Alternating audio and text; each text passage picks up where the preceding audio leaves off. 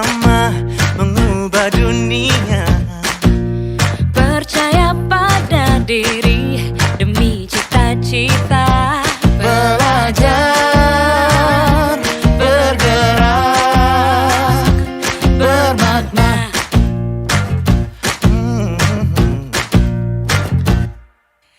Aku bisa belajar dari ilmumu. Oh, kamu bisa belajar dari yang ku tahu.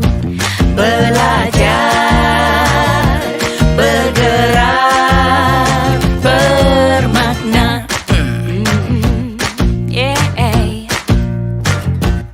Semua murid, semua guru, semua murid, semua guru, semua murid, semua guru, semua murid, semua guru, semua murid, semua guru, semua murid, semua guru.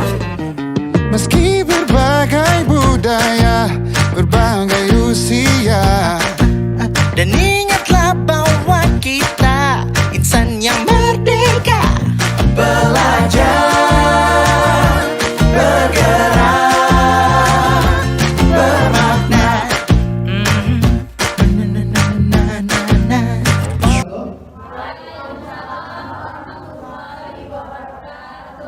Terima kasih Bapak Ibu semua yang sempat hadir pada siang hari ini.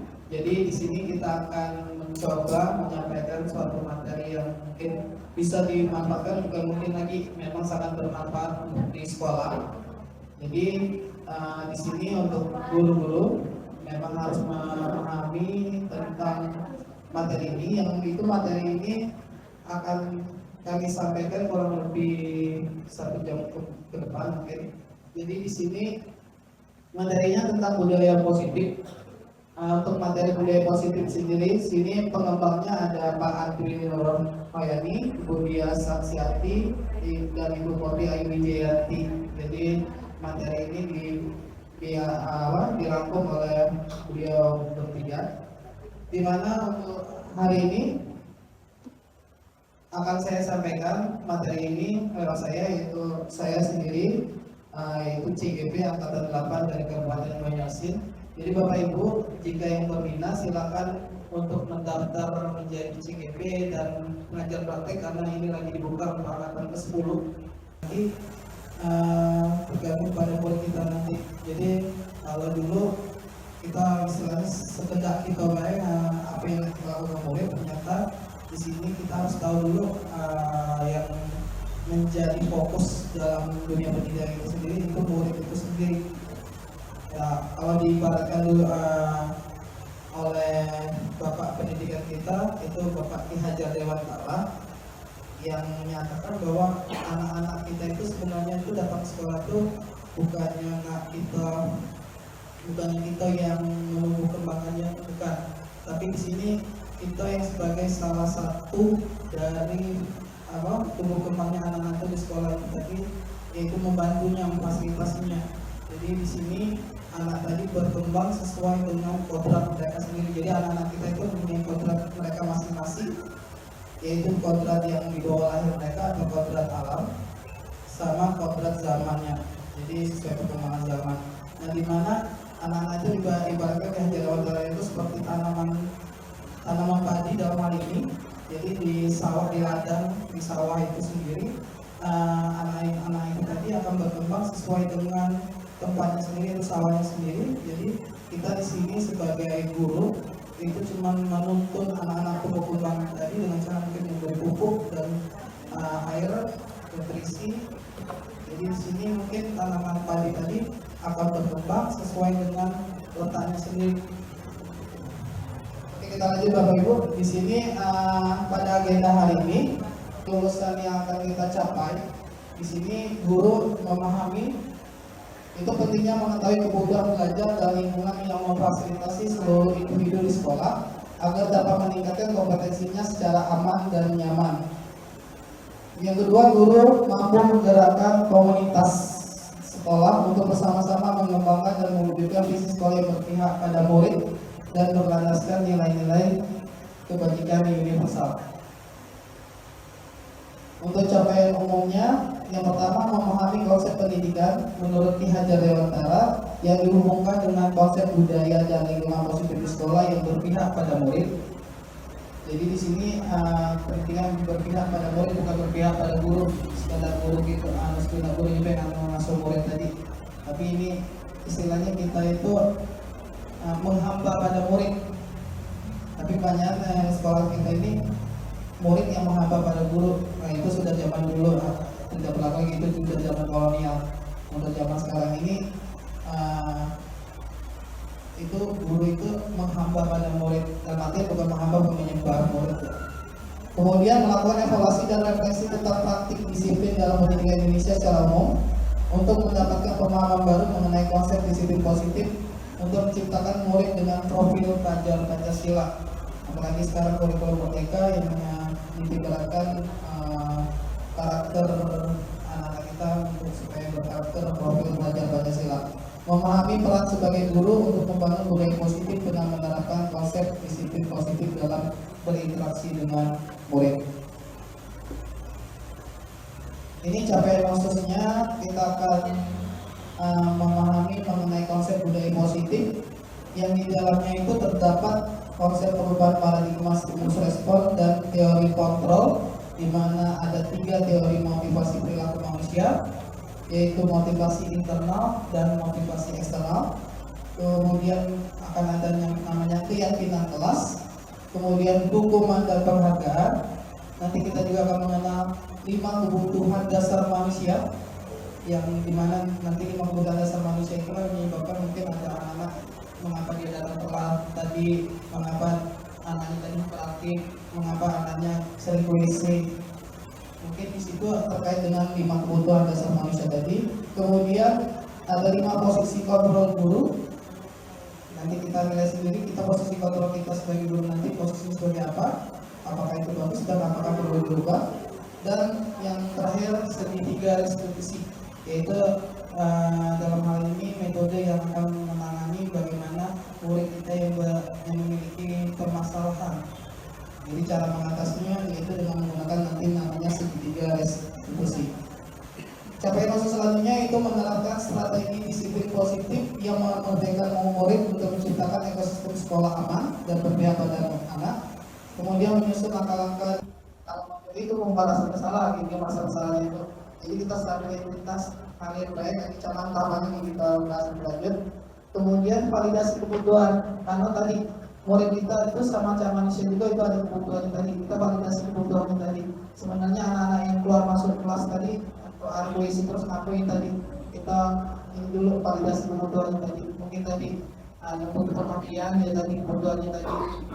Atau anak-anak yang telah masuk tadi datang sekolah telah terus ngabok, minum mantan, berarti dia tadi di sini kebutuhannya tadi dia untuk mantan tadi untuk peroleh duit, untuk uang, misalnya mungkin bagi anak yang piatu yang di orang tua lagi, jadi kebutuhan ya kan, kalau kita kan manusia kebutuhan pribadi kita makan ya, sandal, pangan, papan, untuk memenuhi itu tadi mungkin ada orang lain lagi, makanya dia gawe, makanya dia telah tadi.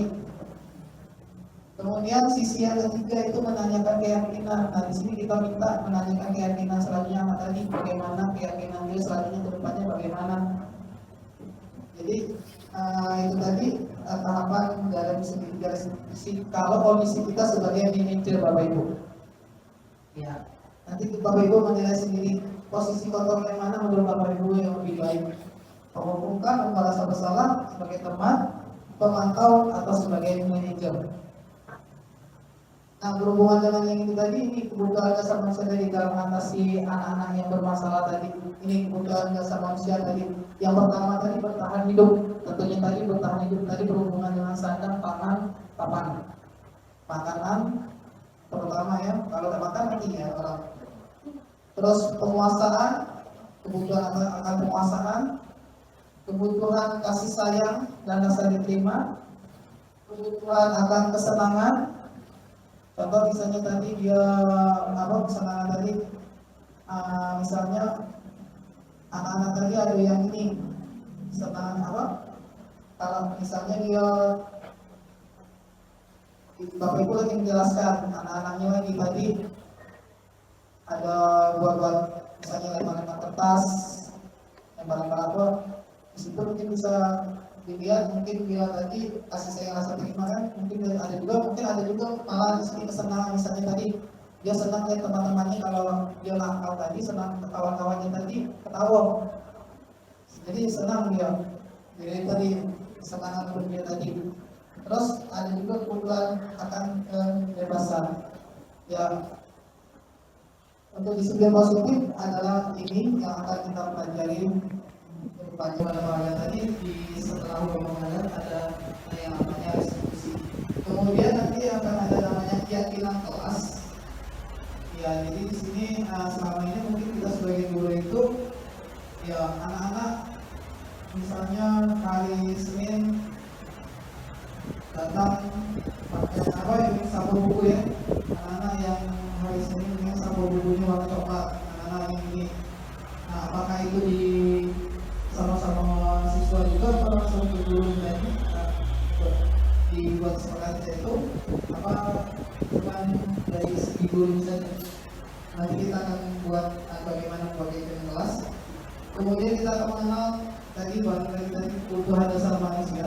Ya, anak-anak murid kita juga manusia, jadi dalam hal mereka melakukan pelanggaran dan sebagainya tadi itu pada dasarnya balik ke kebutuhan mereka sebagai manusia tadi. Kemudian ada namanya restitusi, ada 5 posisi kontrol, ada juga itu restitusi dalam hal ini segitiga restitusi, bagaimana menangani anak-anak yang bermasalah. Oke, kita belajar yang pertama itu tentang disiplin positif dan nilai-nilai kebajikan universal.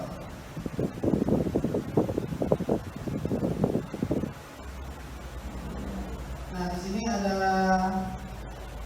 ilustrasi ya, Bapak Ibu. Ini ada 2 orang, A dan B. Ya, jadi ada kita dengan teman kita. Nah, di sini boleh dilakukan, boleh diilustrasikan di pikiran kita. Jadi di sini kita akan ada instrumennya, Bapak Ibu. Setuju atau tidak setuju silakan. Siapa yang mau menyampaikan pendapatnya untuk yang pertama ini? Jadi biasanya kan kita memberikan hukuman itu tujuannya untuk mendisiplinkan anak. Setuju atau tidak setuju? Setuju. Siapa yang mau berpendapat silakan. Boleh menunjukkan karena mic-nya tidak bisa dipindah. Setuju atau tidak setuju? Boleh bagus. Setuju karena Yang soal kita tadi. Nah, itu seharusnya setelah teori kontrol kita itu mungkin anak tadi punya tujuan, entah apa tadi tujuan anak tadi, tulisan tadi. Kalau cuma sekali mungkin anak kecil ya, mungkin berkali-kali tadi ternyata itu ada tujuan anak tadi. Mungkin tadi ada hubungan nanti dengan materi kita selanjutnya itu tujuan dasar manusia tadi. Mungkin dia butuh perhatian. Yang diperhatiin, jadi nanti ditegur oleh gurunya, yang dipanggil. Terus demonstrasi yang ketiga, orang lain bisa mengontrol saya. Untuk teori kontrol ini hanya Anda yang bisa mengontrol diri Anda, itu tadi. Ya, jadi walaupun yang tadi juga tentang kita tadi, siapapun yang mau mengontrol tadi, balik ke kita juga. Nah, terakhir kalau dibuka, ya kita buka. Karena tadi kita selain tadi. Kalau diancam untuk kita tahankan, nanti dibunuh misalnya tadi, ya daripada dibunuh ya pastilah buka ya. Jadi kita yang mengontrol, bukannya orang lain. Itu yang si maksudnya itu saya bisa mengontrol orang lain, kebalikan dari yang ketiga tadi. Kita tidak bisa mengontrol orang lain, Bapak Ibu. Ya, kita tidak bisa mengontrol orang lain. Walaupun nampaknya itu menjadi seseorang yang kita inginkan berdasarkan nilai-nilai yang kita hargai.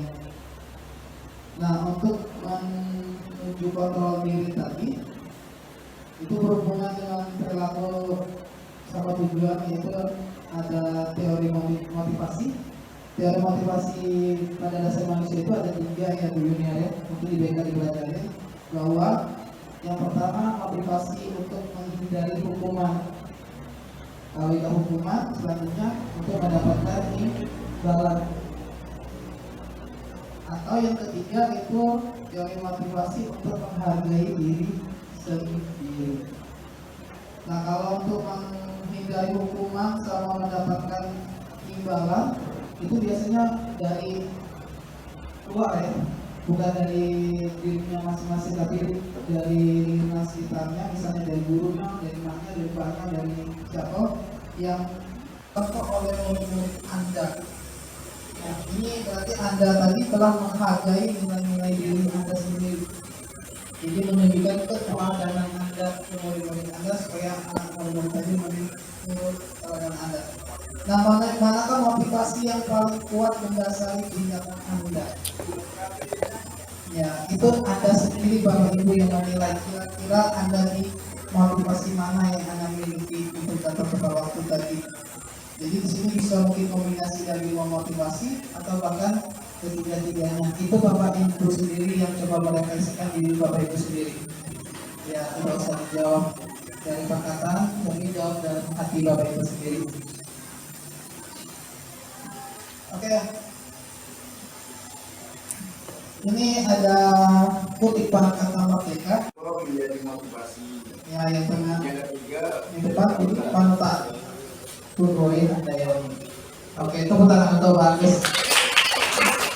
Guru BKN berapa tahun? Oh, Bupin ada juga. Ada di sejarah ada Bupin. Sebagai anak dari utara. Ini begini ya sejarah Indonesia. Ada. Begini ya, ngomong ingat nanti juga mungkin BK nanti begini dia dibangun BK nanti. Nah, ini menurut Bapak Ki Hajar Dewantara, merdeka itu sendiri artinya itu tidak hanya terlepas dari perintah, akan tetapi cakap buat memerintah diri sendiri. Jadi merdeka itu tadi bukannya terlepas dari perintah, tapi dia dapat memerintah diri sendiri. Itu arti merdeka menurut Bapak Ki Hajar Dewantara. Oh ya, Bapak Ibu, kembali pertanyaan tadi ya belum jawab ya. Kenapa Bapak Ki Hajar KHD ini, Bapak KHD ini disebut Bapak Pendidikan Indonesia? Yang bisa jawab nanti ada ribet. Berarti motivasi apa yang aku ini? Penghargaan ya. Sebenarnya salah ya. Seharusnya tadi berarti tanpa pengetahuan Bapak Ibu tadi. Ada yang tahu Bapak Ibu mengapa Ki Hajar Dewantara KHD itu disebut Bapak Pendidikan? Ya, Bapak KHD dikenal sebagai Bapak Pendidikan apa? Ada yang mau coba jawab? Ya, kalau dulu kan kita masih dijajah ya. Zaman dulu, zaman kolonial ya. Apakah pada zaman kolonial itu kita semua orang Indonesia bisa bersekolah? Tidak. Jadi siapa yang bersekolah di Indonesia? Cuma orang Belanda. Orang Indonesia bisa nggak sekolah bagus? Bisa, ada kuliah sekolah. Oh, cuma kumpul yang ningrat be ya, yang bangsawan be. Terus yang bisa untuk jadi atlet-atlet yang jadi kacung Belanda untuk ngambil ke Belanda yang sekolahin ya bagus ya. Dan ada seluruh dari kita dari Indonesia itu sekolah. Dan juga bangsawan itu sendiri tidak ada perempuan, banyak laki-laki banyak tadi. Nah, zaman Pak Ki Hajar Dewantara inilah yang meneruskan tadi seluruh rakyat Indonesia itu merdeka, bebas untuk bersekolah. Jadi makanya disebut Bapak Pendidikan karena dari beliaulah mencetuskan bahwa pendidikan itu untuk seluruh rakyat Indonesia. Nah, dari kalangan manapun, dari ningrat, dari orang biasa, petani, pedagang itu berhak untuk sekolah. Cuma kita juga sama ini, cuman masalahnya anak-anak kita yang keinginan dari diri anak-anak kita kurang untuk bersekolah tadi. Nah, bagaimana cara kita tadi untuk membuat anak tadi menghargai dirinya sendiri tadi? Ini Bapak Ibu pengalaman motivasi tadi yang pertama itu hukuman tadi ternyata itu dihukum oleh penghargaan. Jadi penghargaan tadi ternyata itu hukuman juga Bapak Ibu. Jadi penghargaan tadi misalnya anak-anak yang bisa mengerjakan, misalnya anak-anak TK Kalau anak tuh juga ini bintang ya, anak TK mau biasanya tuh. Siapa yang bisa ini bintangnya banyak tuh? Mungkin anak putri ya, juga sekolah misalnya. Siapa yang bisa ini banyak bintangnya, siapa yang banyak bintangnya di luar situ tadi. Nah itu ternyata penghargaan itu juga ternyata hukuman. Ya di sini penghargaan itu ternyata hanya untuk pengaruh jangka pendek, bukan jangka panjang. Penghargaan itu menghubung, penghargaan itu mengurangi ketepatan, penghargaan itu tidak efektif, penghargaan itu juga ternyata dapat merusak hubungan. Ya, jadi ternyata penghargaan itu juga salah. Terus lanjutannya tadi penghargaan menurunkan kualitas, penghargaan juga ternyata mematikan kreativitas. Yang harusnya anak-anak bisa lebih kreativitas lagi, dikasih penghargaan sudah berarti kreativitasnya berarti tadi. Bagaimana sih kalau menurut Bapak Ibu penghargaan tadi bisa mematikan kreativitas? Ada bisa mencontohkan ya Bapak Ibu? Kok anak-anak dikasih penghargaan bisa mematikan kreativitasnya? Ya kembali ke motivasi tadi Bapak Ibu. Jadi kalau kita kasih penghargaan, jadi mereka itu cuma mengharapkan imbalan. Jadi kreativitas mereka jadi nambah lagi dari waktu kreativitas, tambah kreativitasnya. Cuma itulah kalau ada omongan misalnya Wira, anak-anak misalnya melakukan ini, kayak kamu dapat duit 5.000 misalnya benar lagi. Tapi misalnya anak Wira tadi, misalnya Wira jualan cibiring, ya. Kalau cibiring dapat duit 5.000. Tapi kalau dia disuruh, udah dikasih hadiah, apakah dia cibiring? Tidak. Itu mati kreativitas. Misalnya anak bisa berkreativitas tadi, sebenarnya mati kreativitas tadi karena selalu mengharapkan penghargaan tadi. Terus penghargaan juga mengurangi motivasi intrinsik diri tadi. Karena tadi anak Wira tadi suruh cibiring tadi. Kalau piring kotor ya udah masa bodoh lah, piring kotor. Dan dikasih ibunya duit juga lagi. Lalu kalau dikasih duit baru dimasukin lagi. Jadi motivasi dalam diri mereka tadi kurang. Tuh ternyata penghargaan tadi adalah hukuman juga Bapak Ibu. Oke, ini contoh pengakuan. Jadi apresiasi kebaikan. Jadi kalau anak-anak kita tadi ada hal positif yang dilakukan, kita bisa mengakuinya atau memberi apresiasi dengan cara ini tadi Bapak Ibu, kita beri kata pembuka, terus nilai kebaikannya apa, terus situasinya apa, sehingga nanti tidak mempengaruhi, tidak mematikan motivasi intrinsik mereka. Tapi kita juga dapat memberi pengakuan juga kepada anak-anak kita tadi. Contohnya tadi kemarin saya perhatikan rasa empatimu besar sekali pada saat menolong guru di kelas, atau yang anak-anak bilang tadi cibiring tadi, ya. Tadi sore tadi rasa empati dan pedulimu mungkin ngomong tadi ya, tadi sore itu ngomong bahasa Indonesia tadi ya. Tadi petang ibu lihat oleh peduli dengan rumah kondisi piring saat ibu nak ketik itu kata bahasa kita itu abang punya.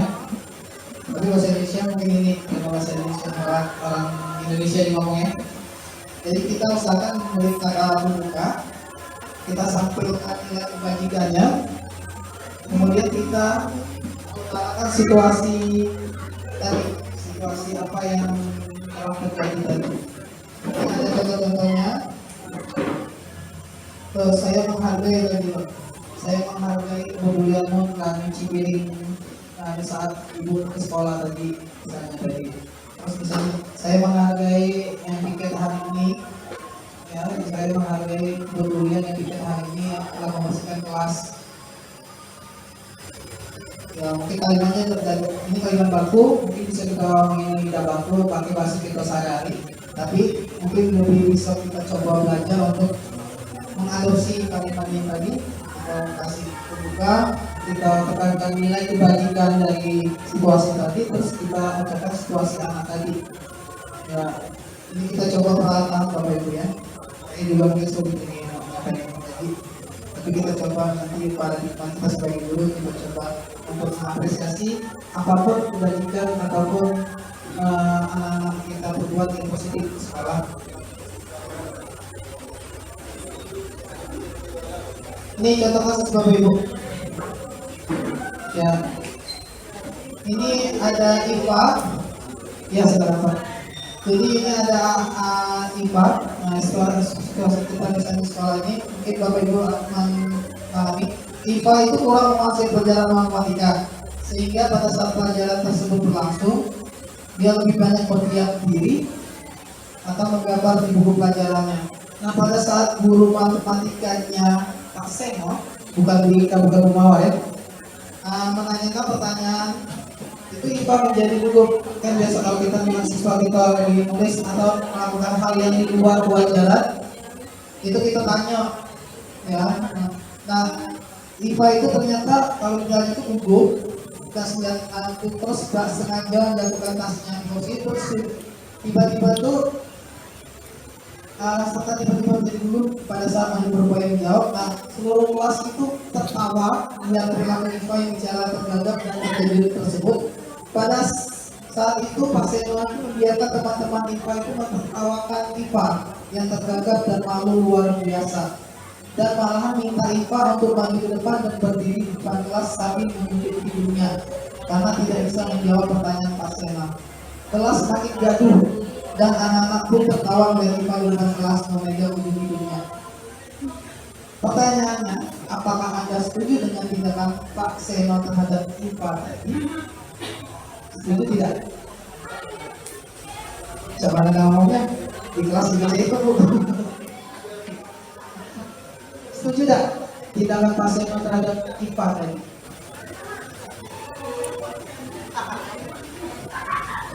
Setuju atau tidak menurut Bapak Ibu?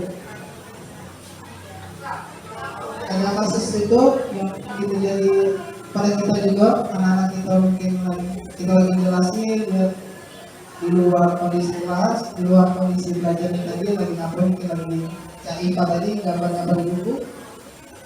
Pak Seno tadi datang, ternyata IPA-nya tak bisa jawab, jadi IPA-nya disuruh maju di depan, dihukum di depan.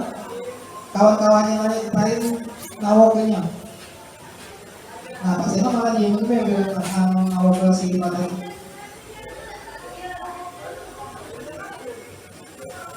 Bagaimana?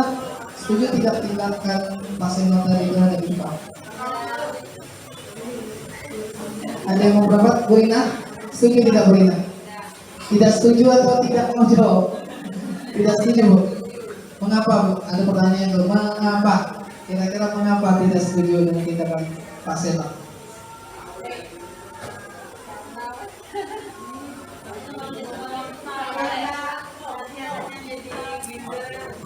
Tidak setuju anaknya jadi leader. Ada lagi? Apa Bu Ika? Jadi malu untuk belajar terhadap Pak Seno sendiri. Bagaimana mungkin IPA selanjutnya? IPA sendiri bagaimana untuk kedepannya dengan Pak Seno? Kalau saya ikut langganannya, sakit hati ya. Pasti adalah belajar dengan Pak Seno lagi ya IPA-nya. Hah? Nah, nanti bidang yang lain ya. Pertanyaan selanjutnya dari ibu-ibu, menurut Anda tindakan Pak Seno terhadap IPA itu sebuah hukuman atau konsekuensi? Hukuman atau konsekuensi Bapak Ibu? Menurut Bapak Ibu, menurut Ibu, hukuman itu berarti dia dapat sanksinya tadi ya. Kalau konsekuensi hal yang menjadi dasar dia mendapat sanksi tadi, konsekuensi. Menurut Bapak Ibu, menurut Ibu tindakan Pak Seno tadi adalah hukuman atau konsekuensi? Hukuman. Hukuman. Apa? Ada yang lain? Konsekuensi? Hukuman? Hukuman atau konsekuensi Bapak Ibu? Ibu-ibu. Hukuman? Yang mana menggambarkan hukumannya tadi? Ibarat tadi dihukum untuk apa ini? Berdiri di sambil apa? Menjadi bersama dengan jadi oh ini. Oh jadi biasanya ini. Kakinya ini ya. Pengalaman. Berarti pengalaman ibu nih. Berarti ini jadi tadi ibu nih. Ini masuk ke sampai ini. Kayak ibu jadi apa? Bisa. Wah. Itu hukuman atau konsekuensi? Konsekuensi. Hukuman. Ini hukuman konsekuensi. Hukuman ya. Oke. Apa sih hukuman konsekuensi? Nih kita coba lihat. Coba sini ada pilihan guru. Kita coba mana hukuman mana konsekuensi. Nah, ini biasanya nih. Yang pertama, mencatat 100 kali di dalam kalimat saya tidak akan terlambat lagi karena terlambat ke sekolah. Itu hukuman atau konsekuensi? Ada hukuman, ada konsekuensi. Simak dulu, kita lihat. Yang kedua, lari mengelilingi lapangan basket 2 kali karena terlambat menuju sekolah. Nah, hanya bulan ini hukuman. Yang ketiga, murid diminta push up 15 kali karena tidak menggunakan masker sekolah. Hukuman. Yang keempat, menggantikan kertas tugas teman yang telah dicoret-coret. Nah, konsekuensi karena dinyoret-nyoret berarti nanti membersihkan tumpahan air di meja tulis karena tersenggol pada saat belajar. Konsekuensi murid disuruh untuk tidak menggunakan sepatu seharian di sekolah karena tidak mengenakan sepatu hitam. Konsekuensi yang terakhir, lari mengelilingi lapangan basket 2 kali karena terlambat 10 menit. Hukuman. Coba lihat sendiri jawabannya Bapak Ibu. Angkota. Angkota.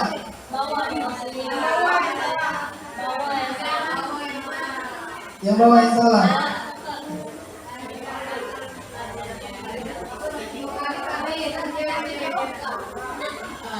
Karena terlambat pelajaran menjawabkan.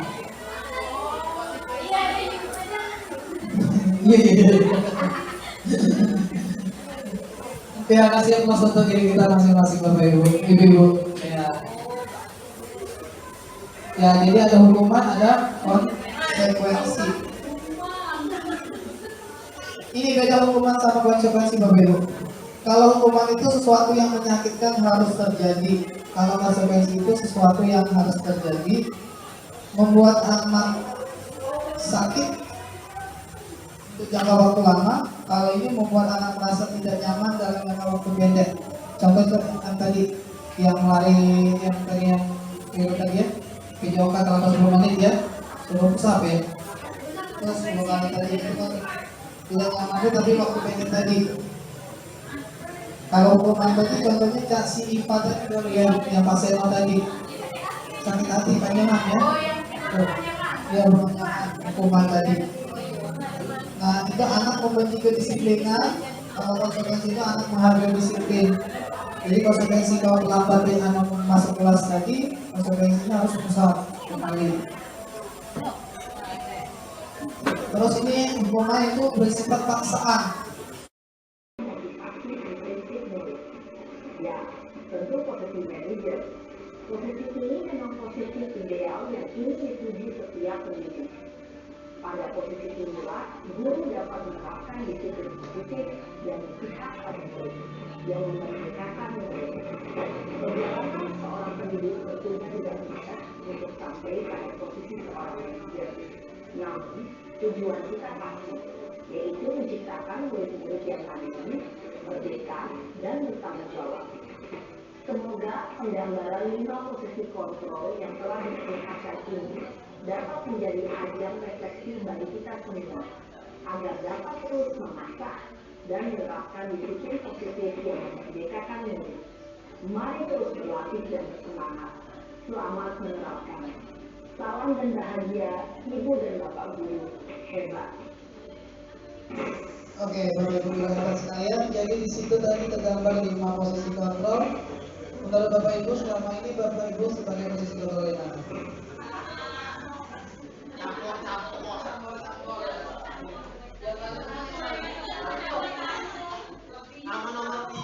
Yang lebihnya pertama tadi apa? Penghukum ya. Ya, tidak tahu masalah budayanya langsung dihukum. Nah, sebenarnya budayanya ada masalah, kita sebagai guru tak galak tahu pokoknya mereka salah. Padahal di balik itu mereka tadi. Untuk kedepannya Bapak Ibu mau jadi posisi kontrol apa? Manajer. Jadi pada posisi manajer tadi di mana siswa tadi nyari solusi dewe, bukan kita yang nyari solusi. Cuma kita mengarahkan anak tadi untuk mencari solusi permasalahan tadi. Contoh misalnya dia tidak kerja tugas tadi.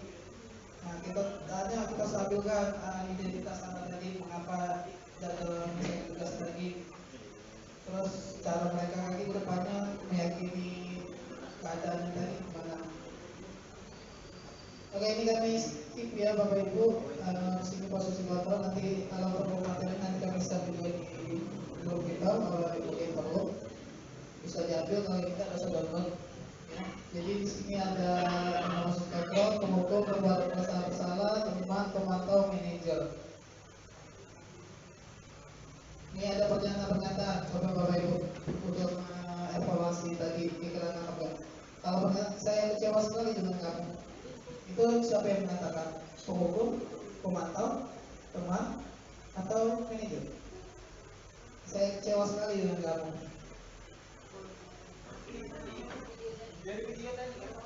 Ya ada, biasanya ada guru-guru ngomong kayak itu. Nah itu menurut Bapak Ibu itu posisi kontrol yang sebagai apa? Kan ada 5 tadi.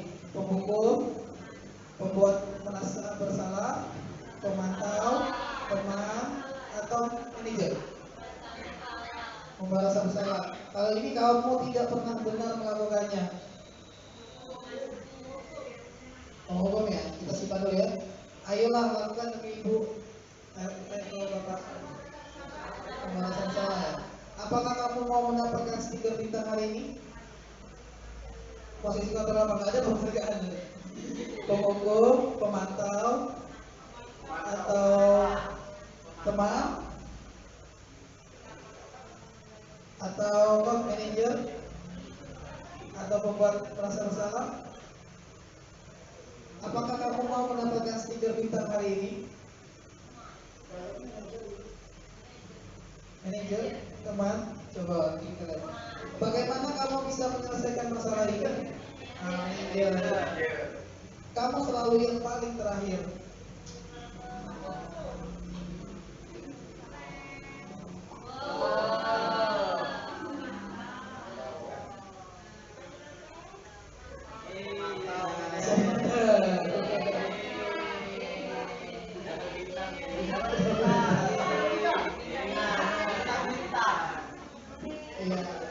Ya kami harapkan sendiri nanti Bapak Ibu dapat menerapkan sendiri posisi kontrol yang memang terbaik sebenarnya untuk siswa. Tadi sama-sama tahu bahwa posisi kontrol yang terbaik sebenarnya adalah manajer. Tinggal bagaimana kita mengaplikasikannya. Nah ini segitiga restitusi yang seperti awal tadi kami sampaikan bahwa jika tahapan nih siswa kita tadi ada bermasalah tadi, kan ada yang penghukum, pemantau, ada yang tadi manajer. Nah, bagaimana seorang manajer menyelesaikan masalah tadi dengan menerapkan tadi kita namanya segitiga restitusi. Segitiga dalam hal ini berarti ada 3 sisi, berarti ada 3 tahapan untuk menyelesaikan masalah siswa. Kalau sebagai posisi manajer tadi, nonton video lagi ya? Tidak. Ini ada video ini bagaimana caranya sebenarnya menyelesaikan masalah tadi. Tapi kalau skip kami lewat ini. Penting ini sebenarnya. Kalau di grup ini linknya terpaksa dibuka. Kami buat PPT-nya link video. Kalau nggak videonya kami buat linknya deh. Bisa banget. Tapi intinya di sini segitiga restitusi kami lewatin videonya. Jadi yang pertama itu kita stabilkan identitas dari chassis siapa nih Eran siapa tadi? Dan apa ya? Jadi ibu siapa tadi kita? Dia stabilkan identitas Naren tadi, bahwa Naren tadi yang terlambat tadi kemudian sudah distabilkan identitas tadi di 14 kebutuhannya tadi. Ya alasannya tadi ngapa terlambat tadi karena kita alarm tadi ya. Nah terus dia menanyakan kayak tadi nilai apa tadi yang menghargai waktu tadi. Terus bagaimana caranya tadi sinar yang validasi kuota tadi kan yang nanyain tadi apa bagaimana dia memperbaiki tadi supaya dia terlambat lagi ya. Yang minta bangun apa dia terlarang terus apa lagi dah? Bangun ya itu. Jadi kalau kebutuhan tadi supaya bisa bangun. Terus nilai yang sepakat tadi menghargai waktu tadi menghargai diri sendiri tadi. Nah bagaimana menjadi orang seperti apa sinar tadi? Ini menanyakan keyakinan. Jadi ada 3 tahapan yang harus dilaksanakan guru tadi untuk menyelesaikan masalah tadi. Kalau pilih posisi control manager, jadi menstabilkan identitas, validasi kebutuhan siswa tadi apa, terus menanyakan keyakinannya tadi apa. Yang guru yang baik itu sebenarnya seperti ini.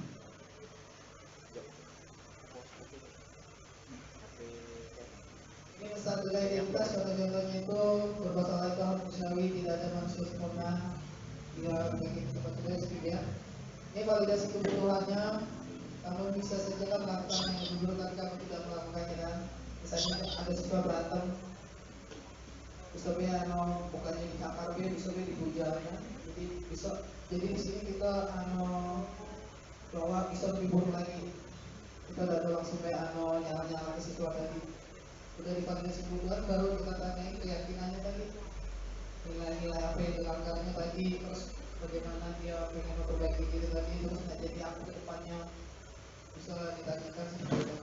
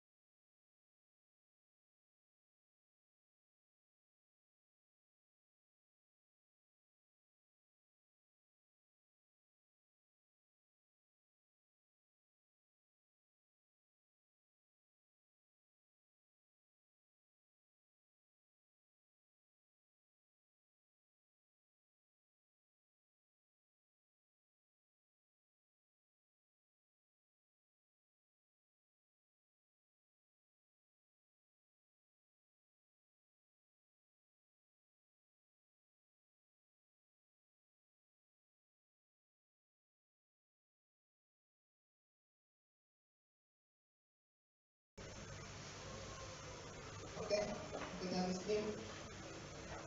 Dah, itu cukup sekian. Ya, sebenarnya banyak hal yang mau disampaikan tapi karena keterbatasan waktu, kami cukup sekian. Kami tidak buka sesi tanya jawab karena waktu ya. Tapi kalau ada yang mau bertanya boleh nanti di luar forum ini. Untuk sesi selanjutnya minta bahas 1 atau 2 orang. Saya minta untuk kita sebagai guru sebenarnya bukannya kita nilai siswa nilai kita.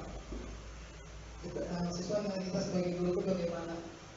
Jadi di sini kan sekarang saya seharusnya sebagai guru di manajer tutor. Jadi saya minta refleksi dari Bapak Ibu, silakan menyampaikan refleksi dari kegiatan kita hari ini. Apa adanya, dosen yang dibawa boleh. Silakan tolong direfleksi. Jika ada yang kurang boleh sampaikan. Bapak Ibu, saya mohon kesediaan 1 atau 2 orang untuk menyampaikan refleksi dari kegiatan hari ini.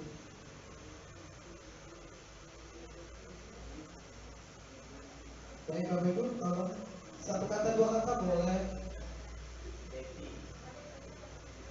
Saya minta tolong Bapak Ibu. Ya, kalau macet dari tadi, dari jam 2 tadi, kita Bapak Kepala Sekolah yang kami hormati, Bapak Wakil Kepala Sekolah, Bapak Alimin, sekaligus pada hari ini menyampaikan materi tentang disiplin positif bagi kita semua.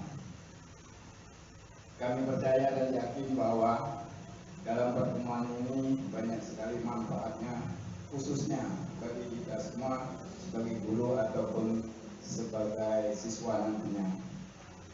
Kami sebagai peserta sangat mengapresiasi pada hari ini karena apa yang telah disampaikan banyak sekali manfaatnya bagi kita semua. Mudah-mudahan pertemuan seperti ini nantinya bisa menjadi berkelanjutan, sehingga apa yang menjadi harapan kami nanti, harapan sekolah nanti bisa tercapai. Mudah-mudahan kita beri aplaus kepada Bapak Alimin SPD yang telah membawakan pada hari ini. Kita beri aplaus sekali lagi. Terima kasih. Oke, terima kasih Pak Gus. Ada yang lagi Bapak Ibu?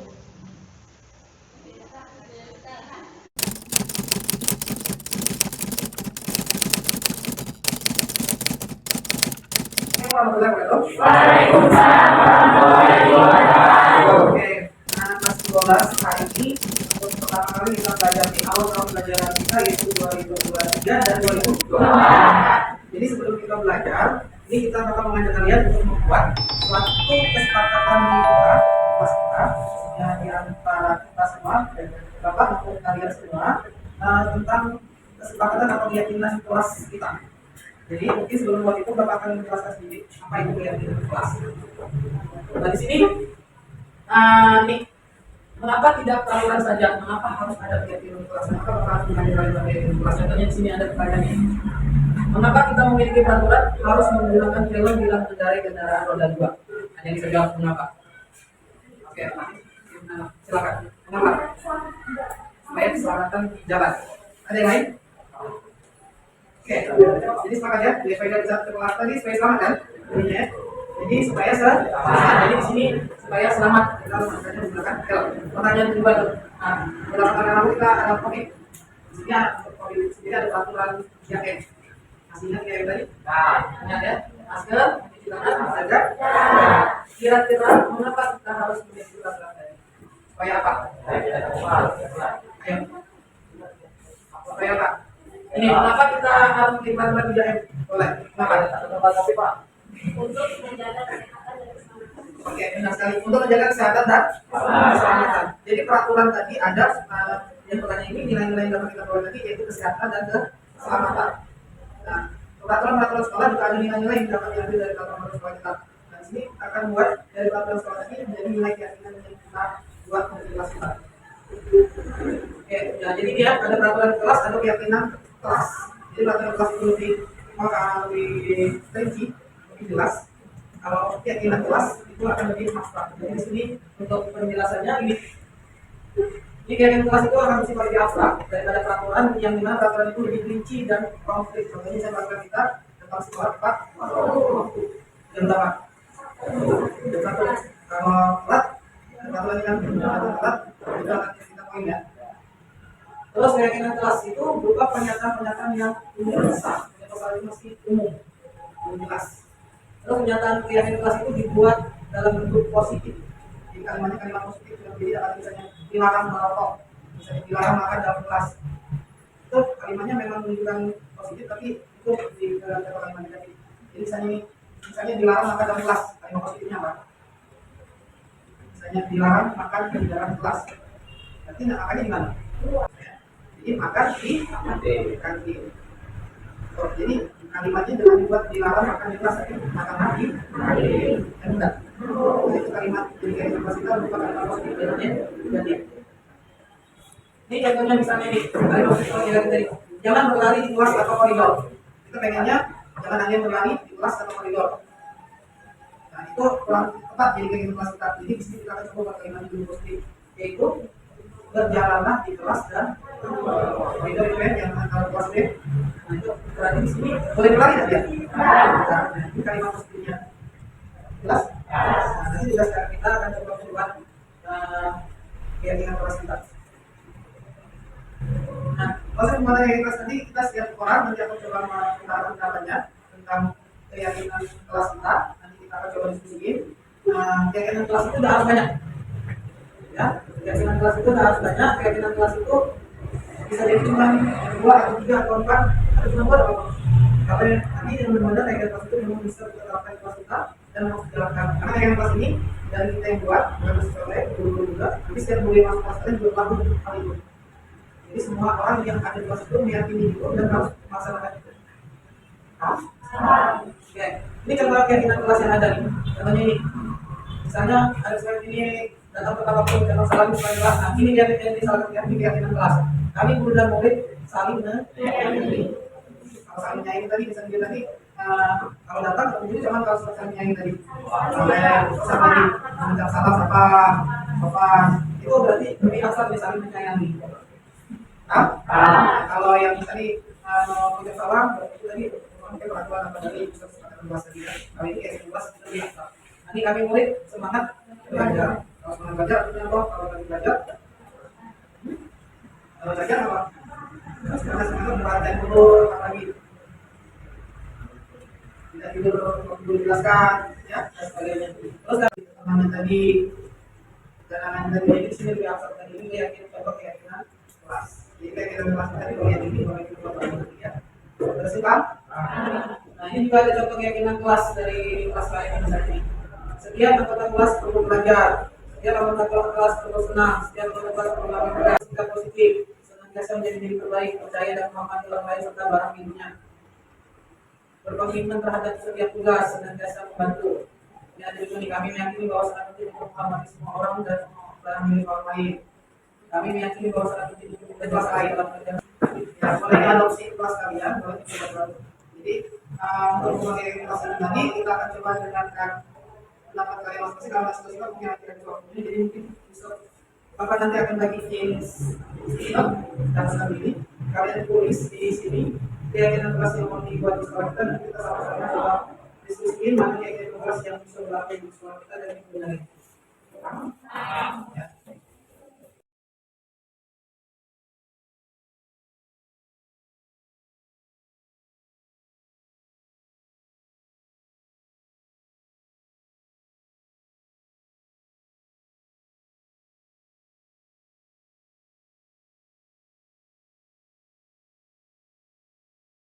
Perlu belajar.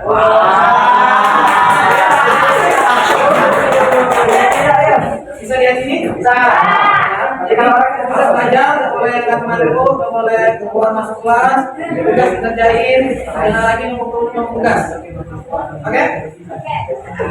Lanjut. Ini membuang sampah. Jadi ya, harusnya jadi apa? Sama aja buang lah. Ya, buang itu. Kalau kita artinya kalau buang sama teman tadi ada lagi tadi apa tadi yang pertama tadi? Jika apa yang itu juga sama tadi, jadi menghargai, menghormati. Kemudian ya. Nah, peduli terhadap lingkungan. Jadi ngomong sama teman tadi, peduli terhadap lingkungan. Jadi kata peduli ya, peduli terhadap lingkungan. Siapa mau nulisnya? Bisa. Nah, peduli terhadap lingkungan. Kemudian hormat kepada guru yang sedang menjelaskan dan tenang saat belajar. Jelasnya deh. Itu kayaknya. Jadi hormat kepada guru yang sedang menjelaskan dan tenang saat belajar. Sama tidak cara yang tadi? Setiap anggota kelas perlu belajar. Ya? Benar. Ya, peduli terhadap lingkungan. Hormat kepada guru yang sedang menjelaskan dan tenang saat belajar. Setiap anggota kelas perlu belajar. Nah, ini yang kelas perlu belajar, yang ini pokoknya ya, ada dulu beda oke. Kami sebagai mahasiswa harus menjaga kebersihan. Yang mahasiswa? Mahasiswa. Kalau menjaga kebersihan tadi sama dengan peduli lingkungan tadi? Sama ya. Jadi kita dulu simpan dulu. Selalu bersikap sopan di depan guru dan memberi salam pada guru bila masuk ke kelas. Sama dengan hormat kepada guru. Nah, dulu ya. Ini selalu taat dalam peraturan sekolah. Banyak peraturan sekolah ya. Jadi lihat dulu ya. Jadi lebih ini luasnya. Terus setiap anggota kelas perlu menjaga kebersihan kelas. Nah tadi peduli terhadap lingkungan sama menjaga kebersihan kelas sama ya. Bisa. Tidak tidur pas guru sedang menjelaskan pelajaran. Tidak dong. Tidak ya. Anggota kelas perlu belajar. Berarti sudah ada dong. Berkomitmen terhadap setiap tugas dan hubungan tugas senantiasa membantu sama lain dan menyadari bahwa sangat penting menghormati semua orang. Mau yang ini sama-sama hormat tadi. Jadi katanya lebih bagus mana? Hormat kepada guru yang dijelaskan dan dengan sangat saja dalam setiap kelas senantiasa membantu sama lain dan menyadari bahwa sangat penting menghormati semua orang. Kesini ya. Karena guru juga ini lebih asal kesini ya. Semua orang bisa jadi kawannya, guru atau siapa yang ada masuk sekolahnya. Kemudian harus merapikan baju sebelum kelas. Tapi harus merapikan baju sebelum masuk kelas. Jadi kalau sama tadi yang tadi menghargai tadi pesan ya, orang lain tadi menghargai dirinya, kalau lagi belum menghargai gurunya masuk kelas kan. Jadi sudah ya. Selalu jaga kebersihan kelas dan lingkungan sekolah. Sama yang tadi mana ini ya, peduli terhadap lingkungan. Oke. Kami anggota kelas senantiasa akan tertib dengan kebersihan kelas, kebersihan juga sama dengan tadi. Oke, benar. Sama gini, belajar tanpa keluar tanpa kondisi. Tadi sini banyak menghormati tadi ya, sini tadi. Saling peduli, menghargai dan membantu semua sama lain ya. Sama ini ya. Tidak membuang sampah sembarangan. Sama tadi ya, peduli terhadap ini. Benar. Tidak mengeluarkan baju dan harus berpakaian rapi.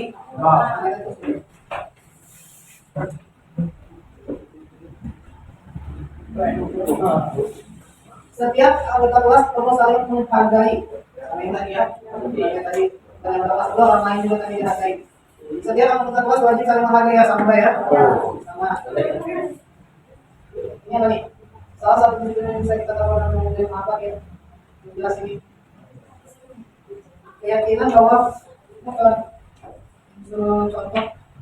percaya dan menghormati orang lain serta barang milik tadi sama ya. Kami meyakini betapa pentingnya menjaga kebersihan di kelas. Sama ya.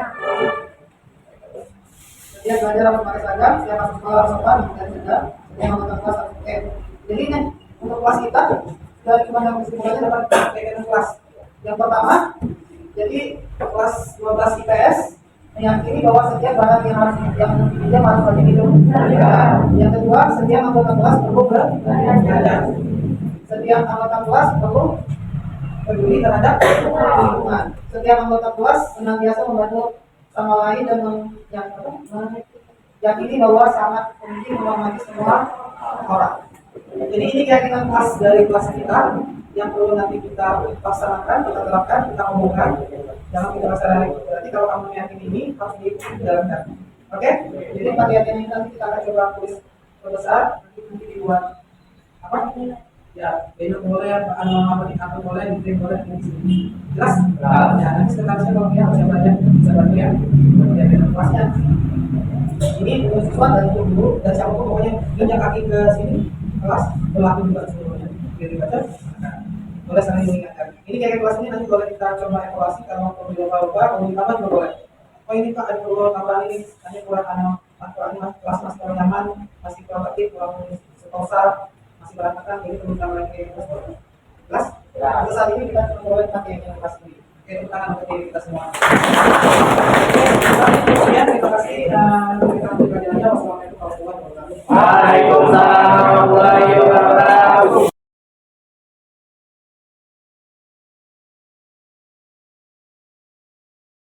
Assalamualaikum warahmatullahi wabarakatuh. Perkenalkan, nama saya Jalina. Saya dari kelas 12. Di sini saya akan menyampaikan harapan saya terhadap keyakinan kelas yang telah kami buat dan kami sepakati pada hari ini. Saya berharap dengan adanya keyakinan kelas ini dapat menciptakan suasana kelas yang aman serta nyaman. Dan juga saya berharap agar tidak hanya kelas 12 saja yang melaksanakan keyakinan kelas ini, tapi juga semua orang yang memasuki kelas 12 sangat saya harapkan untuk melaksanakan keyakinan kelas yang telah kami buat. Sekian harapan saya terhadap keyakinan kelas. Saya akhiri. Wassalamualaikum warahmatullahi wabarakatuh. Assalamualaikum warahmatullahi wabarakatuh. Perkenalkan, nama saya Rosa Aprilia. Di sini menurut pendapat saya, keyakinan kelas itu berdampak positif. Intinya di sini saya berharap semua siswa baik di lingkungan sekolah dapat mengikuti dengan baik peraturan dan keyakinan kelas yang ada di sekolah. Assalamualaikum warahmatullahi wabarakatuh. Saya Putri dari kelas 12. Berdirinya saya di sini, saya akan menyampaikan keyakinan atau kesepakatan kelas yang telah kami buat, yaitu 1. Setiap anggota kelas peduli terhadap lingkungan agar kelas kami senantiasa bersih, nyaman, dan sehat. Yang kedua, adapun juga keyakinan bahwa mengerjakan segala pekerjaan atau mengikuti kegiatan sekolah yang telah ditugaskan, agar para siswa di kelas ini tidak menumpuk tugas yang dimana jika tugas menumpuk akan memberatkan dirinya sendiri. Pendapat saya, keyakinan kelas yang kami buat pada hari ini sangatlah efektif untuk kami laksanakan. Maka daripada itu, kami akan menerapkan keyakinan kelas ini untuk setahun ke depan agar kami bisa belajar dengan nyaman, tentram, dan juga bahagia. Sekian dari saya ucapkan terima kasih. Wassalamualaikum warahmatullahi wabarakatuh.